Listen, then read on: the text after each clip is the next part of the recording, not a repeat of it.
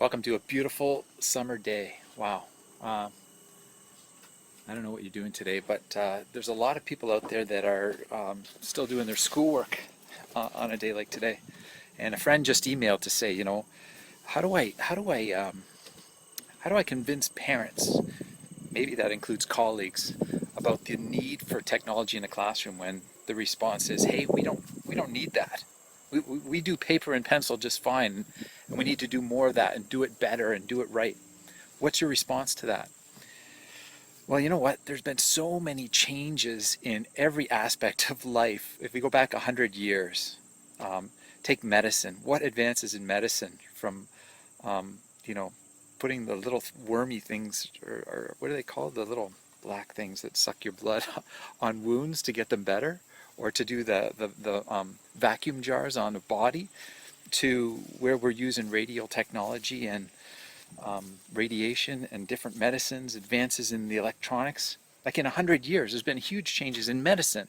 But you can go to what's happened in the past 100 years to, let's say, the reading industry. How do we read today? How do we write today and publish today compared to how we did 100 years ago? Sure, paper and pencil still have a place, but the world has changed.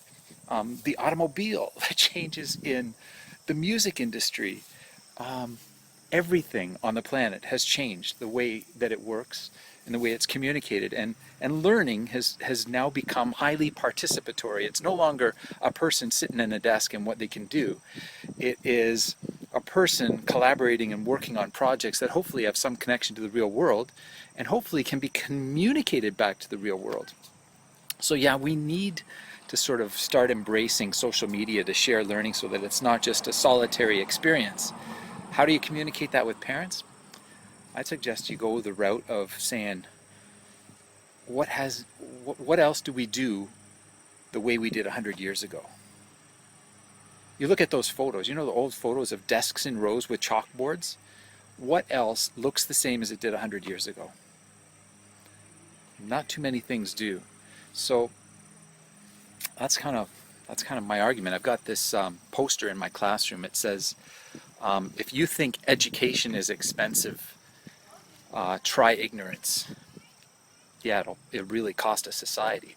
But my take on it is, if you think technology is expensive, both in time and in money and in hardware and what the learning you have to do, if you think that's expensive, try irrelevance, because unless we're starting to use tools the way we can, kids are going to try and figure them out by themselves, and they're not going to use them necessarily for learning.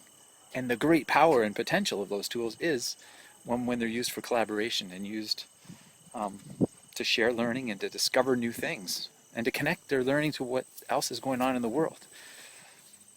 Be relevant, use technology, point to the past. Change is hard.